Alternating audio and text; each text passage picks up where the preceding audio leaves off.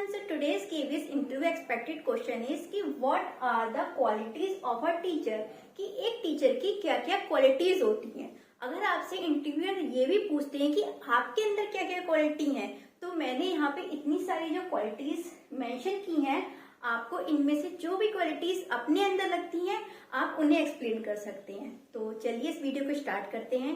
So the first quality I think every teacher should have, specially the primary teacher, that is patience. जो patience होता है वो आपके teaching profession में आपकी सफलता की एक तरीके से की होती है। आपका बिहेवियर अगर उसमें पेशेंस है, वो पोलाइट है, तो हर एक बच्चा आपसे एक अच्छा रिलेशनशिप क्रिएट कर पाएगा। कोई मदरली रिलेशनशिप क्रिएट कर पाएगा, कोई फ्रेंडली और कोई ब्रदरली। बट आप में पेशेंस नहीं है, आप छोटी छोटी बातों पे हाइपर हो जाते हैं, तो कोई भी बच्चा आपसे अपनी बातों को शेयर करने में हिचकेगा, क्योंकि उसे पता है कि इस टीचर को बहुत जल्दी गुस्सा आ जाता है, मैं इससे कोई भी बात करूंगा ये बहुत जल्दी हाइपर हो जाएंगे। So the first thing is that we should have in our behaviour, that is patience. And the next quality, sufficient knowledge of subject. As Vygotsky said कि if हमें किसी बच्चे की या फिर किसी भी पर्सन की हेल्प करनी है तो हमें MKO बनना होगा। केवल एज में बड़ा हो जाना जरूरी नहीं है कि आप उस इंसान की हेल्प कर सकते हैं। जब तक आप MKO means more knowledgeable other नहीं होंगे तब तक आप किसी की हेल्प नहीं कर सकते। तो इफ हम चाहते हैं कि जो बच्चे हमसे क्वेश्चन पूछे उनका हम आंसर दे सके, उनकी क्यूरियोसिटी को सेटिस्फाई कर सके, तो हमें अपने सब्जेक्ट का MKO बनना होगा, मोर नॉलेजेबल अदर बनना होगा। उस सब्जेक्ट की हमें डेप्थ में नॉलेज होनी चाहिए। सो the next quality is effective communication and fluent in language. अगर हमें अपने सब्जेक्ट की मान लीजिए पूरी नॉलेज है, हम डेप्थ में सब कुछ जानते हैं, लेकिन जो हमारी बात है हम उस बच्चे को सही से कम्युनिकेट ही नहीं कर पा रहे हैं, उस चीज को उस बच्चे तक सही से डिलीवर नहीं कर पा रहे हैं, उसे समझा नहीं पा रहे हैं, तो क्या फायदा उस नॉलेज का। तो क्या होना चाहिए, एक इफेक्टिव कम्युनिकेशन होना चाहिए कि जो टीचर बच्चे को समझाना चाह रहा है, मे बी वो लर्निंग से रिलेटेड हो या फिर अदर कोई भी चीज समझाना चाह रहा हो, तो वो उन दोनों के बीच में एक इफेक्टिव कम्युनिकेशन हो। और फ्लुएंट इन इंग्लिश। अच्छा, मैं अगर गलत शब्द बोलूं, मैं नॉलेज को knowledge बोलूं, तो बच्चे भी तो यही सीख जाएंगे, वो भी knowledge करने लगेंगे।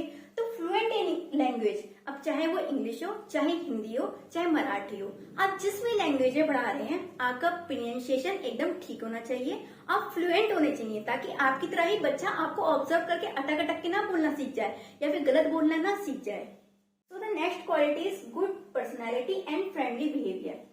चॉक एंड डस्टर मूवी में जूही चावला जी ने कहा है कि बच्चों के माइंड में एक टीचर की छवि होती है कि जो टीचर है वो धोती कुर्ता पहन के आएगा, साइकिल पे आएगा, और उसका जो बिहेवियर होगा बहुत ज्यादा पोलाइट होगा और वो एकदम आइडियल होंगे।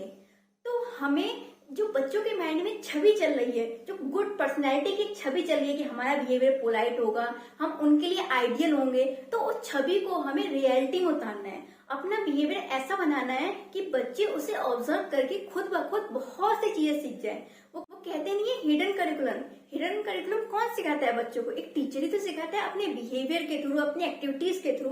तो इसी हिडन करिकुलम में हम बच्चे को ऐसा आइडियल बिहेवियर सिखाएं जिससे बच्चा अपनी लाइफ में कुछ अच्छा कर सके। मैंने ये चीज पहले भी बहुत बार बोली है अपनी वीडियोस में, और अब फिर से बोलती हूँ कि student usually don't listen to you, they observe you. कि मतलब बच्चे आपको लिसन नहीं करते, वो आपको ऑब्जर्व करते हैं। अगर आपका बिहेवियर आइडियल होगा, आपका बिहेवियर फ्रेंडली भी होगा, तो क्या होगा, बच्चों पे इसका पॉजिटिव इफेक्ट जाएगा और वो भी उसी तरीके से बनना चाहेंगे। And teacher is ideal for their student as well as to the society और स्टूडेंट दोनों की आइडियल होती हैं। एक बहुत बड़े फिलोसफर ने कहा है कि अगर हमें किसी देश का भविष्य जानना है तो उस देश की कक्षा में जाके देख लो, मीन्स क्लास में जाके देख लो कि वहां पे टीचर किस तरीके से पढ़ा रहा है। जिस तरीके से टीचर एक बच्चे को नॉलेज दे रहा है, उसी तरीके से हमारा जो देश है उसका फ्यूचर डिसाइड होगा। तो आप समझ सकते हैं कि एक टीचर की इंपॉर्टेंस क्या है। तो हमें भी अपना बिहेवियर आइडियल बनाना होगा ना, उसके अकॉर्डिंग। हम थोड़ी अपना बिहेवियर बेकार बना सकते ताकि बच्चे बेकार बिहेवियर सीख जाए और हमारे नेशन का भी इससे लॉस हो। सो the next quality is a good listener. एक टीचर के लिए बहुत इंपॉर्टेंट है कि उसे एक गुड लिसनर होना चाहिए। वो अपनी बात को तो बच्चों तक पहुंचा दे रहा है, लेकिन उसे बच्चों की बात को भी अपने तक पहुंचाना सीखना चाहिए कि कहाँ बच्चे किस चीज में इंटरेस्ट ले रहे हैं, कहाँ उनकी प्रॉब्लम्स हैं, उन सबको वो सुने और उनकी बातों को वो एसिमुलेट भी करे अपने बिहेवियर में, मतलब वो रिजिड ना हो कि वो किसी की बात ना सुने, वो कहे कि जो मैं कर रहा हूँ वो ही सही है, या फिर बहुत ज्यादा अथॉरिटेटिव हो क्लास में कि बस मैंने आया पढ़ाया, मेरे में सब क्वालिटी है लेकिन मैं गुड लिसनर नहीं हूँ, मैं बच्चे की बात नहीं सुन रहा हूँ, मैं सोच रहा हूँ कि मैं बहुत अच्छा पढ़ा रहा हूँ, बच्चे को कोई डाउट ही नहीं होगा। ऐसे कैसे हो सकता है? आप एक चीज को 10 तरीके से पढ़ा रहे हैं, मे बी बच्चा वो 11वें तरीके से पढ़ना चाह रहा हो, तो हमें उस चीज को सुनना है और उनके सजेशन को भी एसिमुलेट करना है अपने बिहेवियर में। So this is the next quality. And the next quality gender neutral. एक टीचर के लिए बहुत जरूरी है कि उसे किसी एक जेंडर के प्रति या फिर क्लास में किसी एक बच्चे के प्रति बायस नहीं होना है। और जो संसार में चली आ रही जेंडर स्टीरियोटाइप्स है, जेंडर रोल्स है, उसको खंडित करना है। क्यों वो क्लास में हमेशा कैमरामैन यूज करे? Why not camera person? क्यों वो हमेशा वही एग्जाम्पल दे कि मम्मी कुकिंग कर रही है, पापा ऑफिस जा रहे हैं? व्हाई नॉट वो ये एग्जाम्पल दे कि पापा कुकिंग कर रहे हैं, मम्मी ऑफिस जा रही है, मम्मी घर की जिम्मेदारी संभाल लेंगे।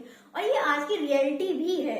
तो एक टीचर को जेंडर स्टीरियोटाइप नहीं होना चाहिए, बल्कि जो जेंडर स्टीरियोटाइप्स की जो बेड़ियां हैं उन्हें तोड़ने वाला होना चाहिए। सो the next quality is passionate.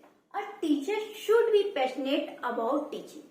वो टीचिंग को एक जॉब समझ के या फिर एक बोझ समझ के ना करे कि मुझे बस सैलरी चाहिए, मेरे पास कोई और जॉब नहीं है इसलिए मैं इस फील्ड में आ गया। नो, ये अगर आपका पैशन नहीं है तो आप टीचिंग मत करिए। Teaching is not a job, is a social service. और तो हमें इसे एक सोशल सर्विस समझ के ही करना है। और टीचिंग ऐसा प्रोफेशन है जिसके थ्रू हमें रियल लाइफ से कनेक्ट होने का मौका मिलता है।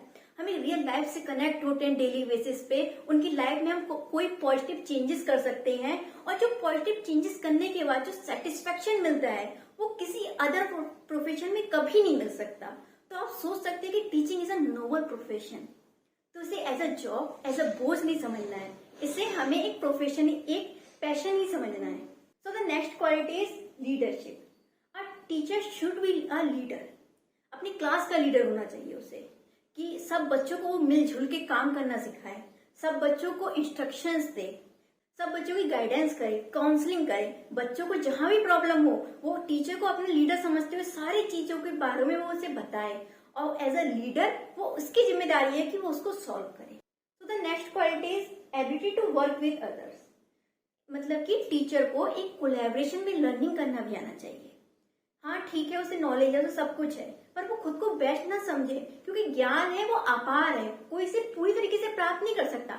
मान लिया मेरे पास बहुत सारी नॉलेज है, हाँ मेरे पास 99% नॉलेज है, लेकिन वो 1% नॉलेज क्या पता वो किसी और टीचर के पास हो। क्यों मैं उससे गेन ना कर लूँ वो नॉलेज भी, और मैं अपनी नॉलेज को बढ़ाऊं और मैं बच्चों से अच्छे वे में इंटरेक्ट कर पाऊं। मतलब मीन्स एक टीचर को कोलैबोरेटिव लर्निंग करनी भी आना चाहिए। वो ग्रुप में वर्क कर सके। मे बी वो वहां पे लीडर ना हो उस ग्रुप का, कोई और टीचर लीडर हो, but as the part of that group वो अपनी रेस्पॉन्सिबिलिटी को समझे और उन सब के संग मिलके एक बेहतर लर्निंग कर पाए बच्चों की। एक फिलोसफर ने कहा है कि alone we can do little but together we can do so much. कि आप अकेले काम करेंगे तो आप थोड़ा सा कर सकते हैं, लेकिन अगर आप किसी के संग काम करेंगे तो आप बहुत सारा कर सकते हैं। तो एक टीचर को भी ये सब समझना चाहिए।